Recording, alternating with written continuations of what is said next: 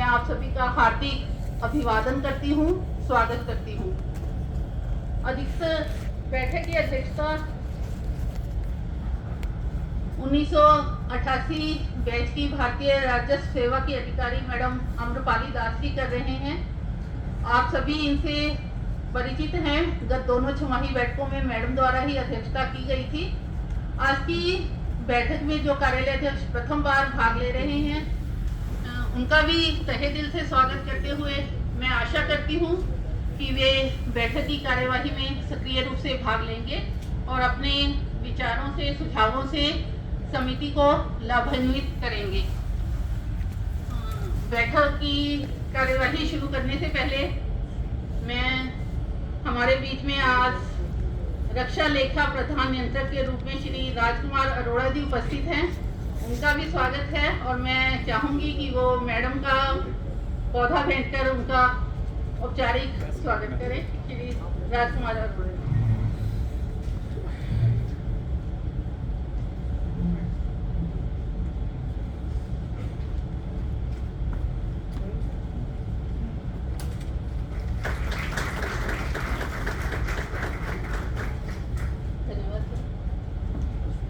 हमारे बीच में राजभाषा विभाग का, गृह मंत्रालय राजभाषा विभाग का प्रतिनिधि श्री कुमार पाल शर्मा जी उप निदेशक कार्यान्वयन कर रहे हैं, तो उनका स्वागत करने की अनुमति मैं आपसे चाहूंगी।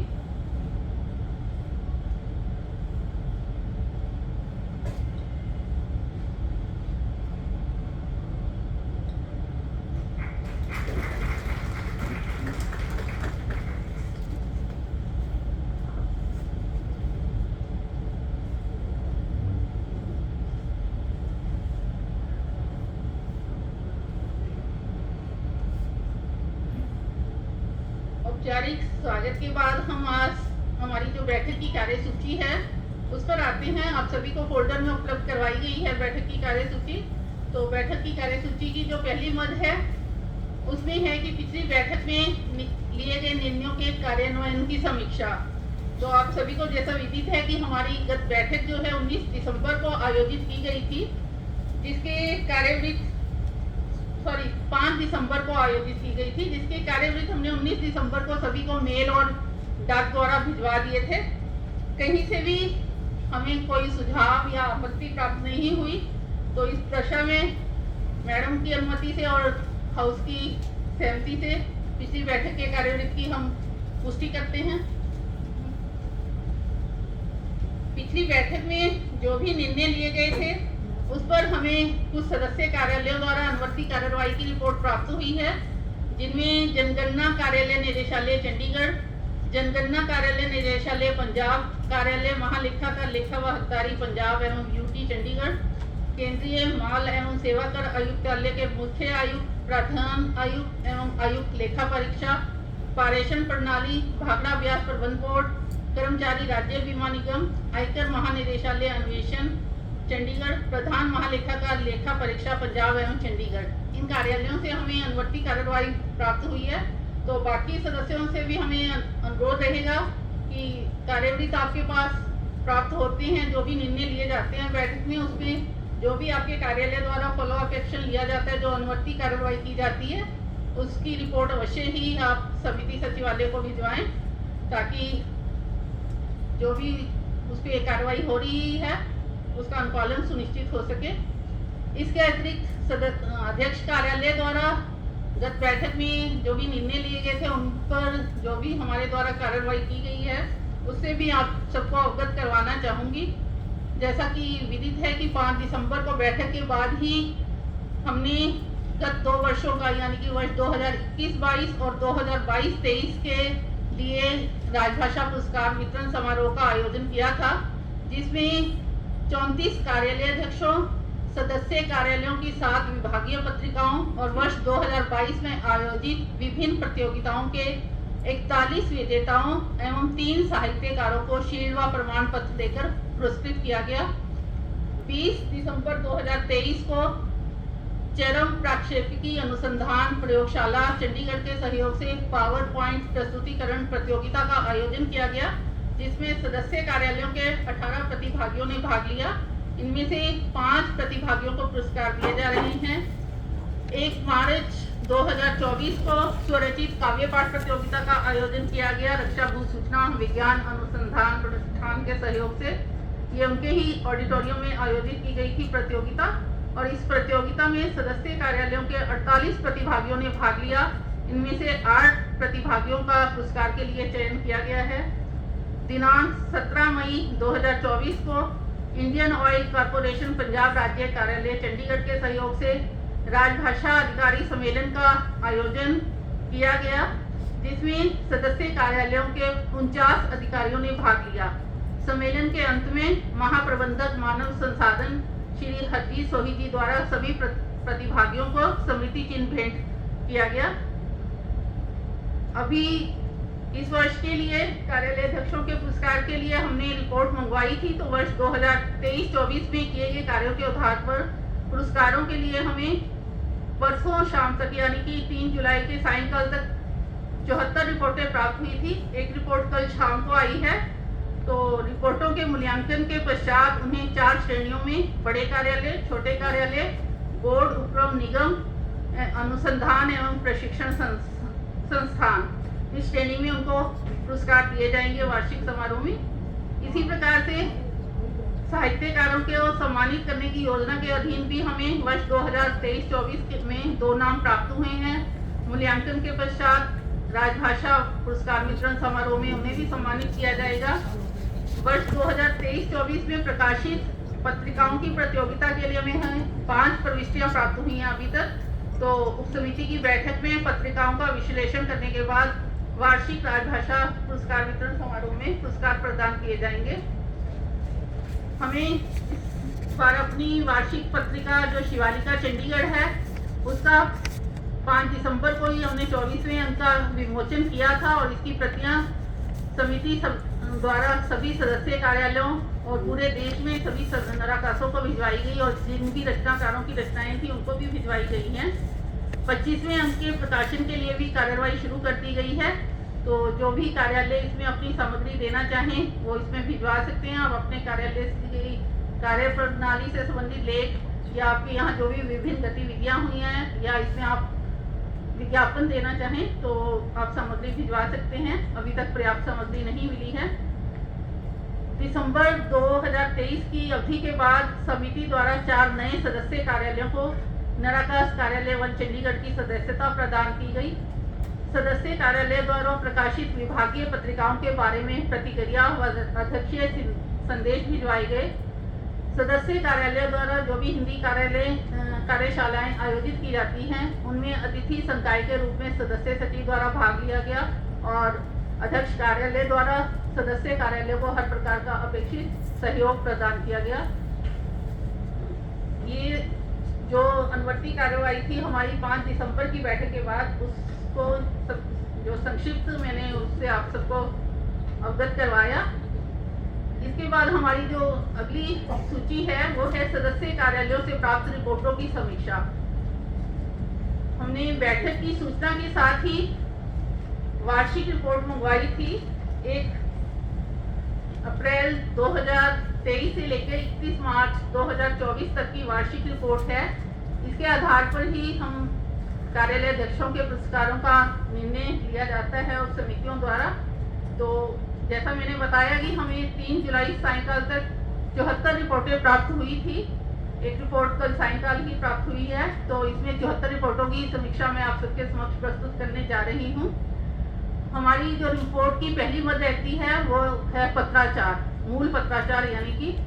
तो 74 में से प्रसन्नता की बात है कि हमारे जो 43 सदस्य कार्यालय हैं उन्होंने जो वार्षिक कार्यक्रम में निर्धारित लक्ष्य रहता है पत्राचार का 90%, क्योंकि हम ख क्षेत्र में हैं, चंडीगढ़ ख क्षेत्र में हैं, तो वार्षिक कार्यक्रम का निर्धारित लक्ष्य 90% है, उसको 43 सदस्य कार्यालयों द्वारा प्राप्त कर लिया गया है।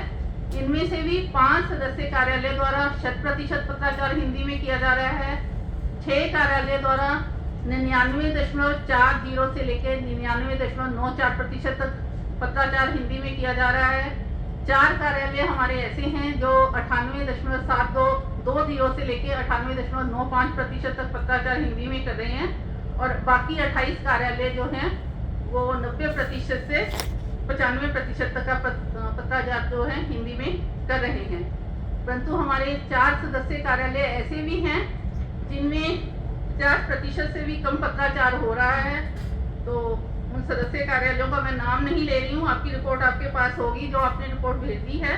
तो उनसे मेरा विनम्र अनुरोध रहेगा, क्योंकि संसदीय राजभाषा समिति द्वारा गत 2 वर्षों में बहुत से कार्यालयों का निरीक्षण किया गया है। तो लक्ष्यानुसार वो इस पत्राचार को प्राप्त करने के लिए, जो भी लक्ष्य है उसको प्राप्त करने के लिए सार्थक प्रयास करें। दूसरी मत जो रहती है वो है हिंदी में प्राप्त पत्रों के उत्तर हिंदी में देना। इस मत का अनुपालन अधिकतर सदस्य कार्यालयों द्वारा किया गया है, परंतु 4 सदस्य कार्यालयों द्वारा इसमें भी उल्लंघन दर्शाया गया है। मैं नहीं जानती कि ये भूलवश हुआ है या किस कारण से है। आपकी रिपोर्ट आपके पास है, जिन्होंने भी उल्लंघन दर्शाया है कृपया सुनिश्चित करें कि हिंदी में प्राप्त पत्रों के उत्तर हिंदी में ही दें। इस पर संसदीय राजभाषा समिति द्वारा बहुत ही रोष प्रकट किया जाता है यदि आप हिंदी में प्राप्त पत्रों के उत्तर हिंदी में नहीं देते, और वैसे भी राजभाषा नियम 5 के अनुसार हिंदी में प्राप्त पत्रों के उत्तर हिंदी में ही देना अनिवार्य है। इसका उत्तर हिंदी में सुनिश्चित करवाने के लिए आप अपनी मेल पे ऑटो जनरेटेड ईमेल जो है उसको आप एक्टिवेट करवा सकते हैं, ताकि क्योंकि अधिकतर पत्राचार मेल के द्वारा ही हो रहा है। जैसे ही आप मेल पे क्लिक करेंगे तो आपकी वहाँ पे ऑटो जनरेटेड मेल अगर रही है हिंदी में तो पावती चली जाएगी कि आपका उत्तर हिंदी में मान लिया जाएगा कि आपने उत्तर दे दिया है, कि आपका पत्र प्राप्त हो गया। इस पर अपेक्षित कार्रवाई की जा रही है। तो आप अपने अपने कंप्यूटर्स पे इसके लिए ये ऑटो जनरेटेड मेल जो है एक्टिवेट करवा सकते हैं, ताकि इस प्रकार का उल्लंघन ना होने पाए। जहाँ तक हिंदी भाषा प्रशिक्षण और हिंदी टंकन प्रशिक्षण की बात है, तो भाषा प्रशिक्षण के लिए हमारे 9 सदस्य कार्यालयों ने दर्शाया है कि उनके यहाँ 1 से लेकर 12 तक सदस्य जो हैं कार्मिक भाषा प्रशिक्षण के लिए अभी शेष हैं। भाषा प्रशिक्षण के लिए हमारे यहाँ हिंदी शिक्षण योजना के अंतर्गत प्रशिक्षण के लिए पंजाब एवं लेखा हकदारी कार्यालय में जो भी एजी पंजाब एवं लेखा हकदारी में कक्षाएं चल रही हैं। मैडम उर्मिला सैनी जी हमारे बीच में हैं, हिंदी प्राध्यापक। तो इस बार 15 जुलाई तक उसके लिए नाम मंगवाए गए हैं। तो जिन कार्यालयों ने दर्शाया है कि उनके यहाँ अभी भी कार्मिक शेष हैं, तो वो उनको नामांकन भेज सकते हैं।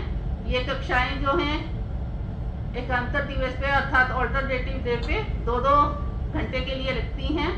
तो ये एजी पंजाब में सेक्टर 17 में हो रही हैं ये क्लासेस, और जो हमारे आर्मी के हैं तो CBRD में भी हो रही हैं ये कक्षाएं। अगर उनके उसमें हैं, वैसे BRD के कोई नहीं हैं, रक्षा संपदा निदेशालय पश्चिमी कमान से 3 हैं शेष के, तो उसमें भी उनको भेज के वो प्रशिक्षण दिलवा सकते हैं। और जहाँ तक कार्य साधक हैं, ये तो जिनको हिंदी का बिल्कुल भी प्रशिक्षण नहीं है, हिंदी भाषा का ज्ञान नहीं है, उनके लिए हैं प्रबोध प्रवीण प्राज्ञ। और जो कार्य साधक हैं, संसदीय राजभाषा समिति के निर्देश हैं कि उनको हिंदी कार्यों में दक्ष करने के लिए पारंगत, जो राजभाषा विभाग द्वारा पारंगत प्रशिक्षण कार्यक्रम शुरू किया गया है, उसमें नामित करके उनको हिंदी कार्यों में दक्ष बनाया जाए।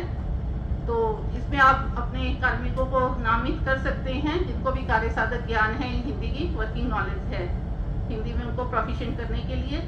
या फिर अगर नहीं भेज सकते हैं, जिनको भाषा का ज्ञान नहीं है, उनको आप कार्यालय से स्पेयर नहीं किया जा सकता है, तो ऑनलाइन राजभाषा विभाग द्वारा लीला ऐप का विकसित किया गया है। तो वो मोबाइल पर उपलब्ध है, आप उस पर लीला ऐप से भी आप 14 भाषाओं से हिंदी भाषा सीख सकते हैं।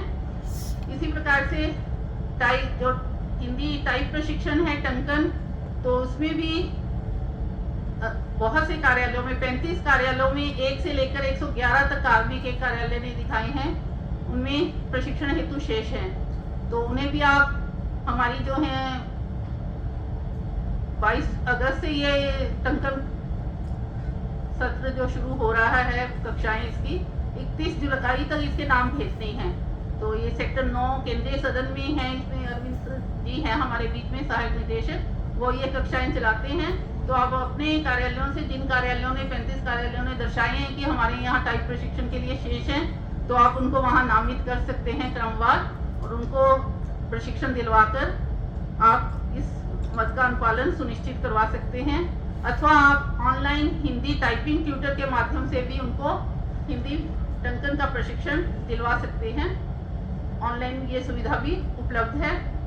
इसी प्रकार से कंप्यूटरों की स्थिति के प्रश्न है जहाँ तक, तो सभी कार्यालयों ने दर्शाया है कि उनके यहाँ कंप्यूटर द्विभाषी ही हैं और इन पर 50% से लेकर 100% तक काम हिंदी में किया जा रहा है।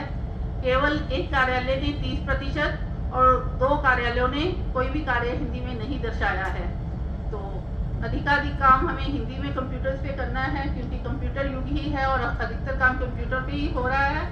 जहाँ पे सॉफ्टवेयर की हमारे लिए थोड़ी कह सकते हैं बाइंडिंग है, तो आप वहाँ उल्लेख कर सकते हैं, अन्यथा अधिकाधिक काम कंप्यूटरों पर हिंदी में किया जाना अपेक्षित है।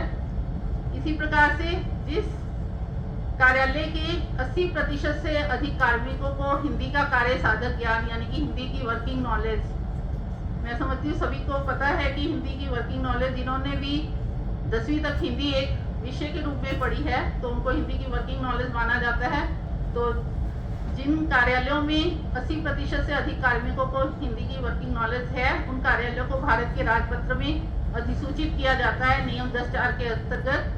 तो हमारे 9 कार्यालयों ने दर्शाया है कि उनके कार्यालय अभी अधिसूचित नहीं हैं, और यदि उनके कार्यालय ने ये पात्रता प्राप्त कर ली ही है तो वो अपने मुख्यालय के माध्यम से अपने कार्यालय को भारत के राजपत्र में अधिसूचित करवाएं। नियम 10(4) में अधिसूचित होने के पश्चात नियम 8(4) के अंतर्गत हिंदी में प्रवीणता प्राप्त कार्मिकों के व्यक्तिशय आदेश यानी कि बाय नेम ऑर्डर किए जाने अपेक्षित रहते हैं। तो इसमें भी हमारे अधिकतर कार्यालय ने आदेश जारी किए हैं। जो कार्यालय अधिसूचित नहीं है उनके साथ कुछ और कार्यालयों में अभी ये आदेश जारी नहीं किए हैं। कुल 14 कार्यालय हैं जिन्होंने दर्शाया है कि उनके यहाँ ये आदेश जारी नहीं किए गए हैं। तो मेरा अनुरोध रहेगा कि आपके यहाँ जो भी हिंदी में प्रवीणता प्राप्त है, यानी कि जिन्होंने हिंदी माध्यम से ही 10वीं परीक्षा पास की है, उन्हें हिंदी में प्रवीण माना जाता है, उनके बाय नेम ऑर्डर करें कि ये काम आपको हिंदी में ही करने हैं। इसका जो प्रपत्र है वो हमने नराकाश रूप में सभी को परिचालित किया हुआ है। यदि फिर भी किसी को अपेक्षित है तो वो वहाँ से संपर्क करके ले सकते हैं।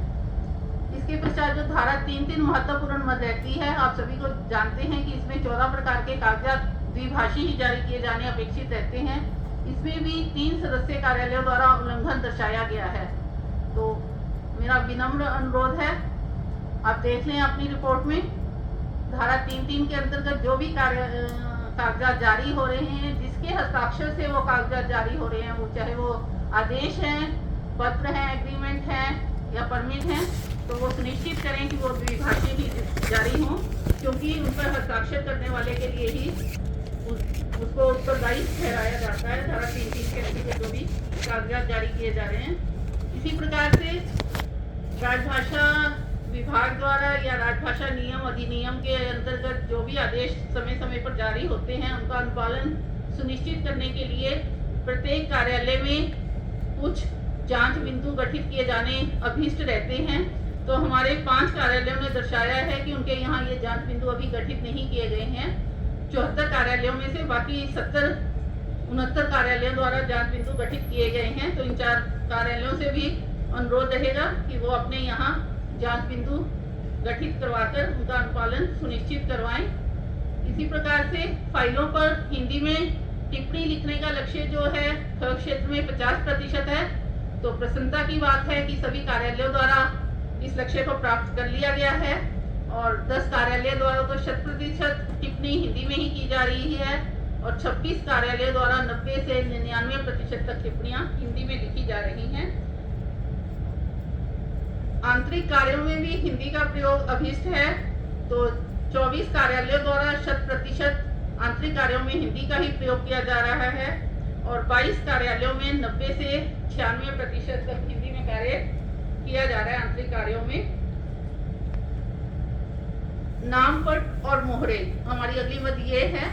तो नामपट तो सबके यहाँ किसी ने भी नहीं दर्शाया कि उनके यहाँ अंग्रेजी में ही हैं, द्विभाषी हैं, परंतु मोहरें 2 कार्यालयों ने दर्शाई हैं कि उनके यहाँ अभी मोहरें अंग्रेजी में हैं। तो इन दोनों कार्यालयों से ही अनुरोध रहेगा कि आप मोहरें जो हैं द्विभाषी ही बनवाएं, क्योंकि मोहरों का प्रयोग सर्विस बुक में भी होता है और वैसे भी आपके पत्र पे भी होता है, और यदि पत्र आपका गर्भ क्षेत्र में जा रहा है तो आपकी मोहर द्विभाषी होनी अभिष्ट है।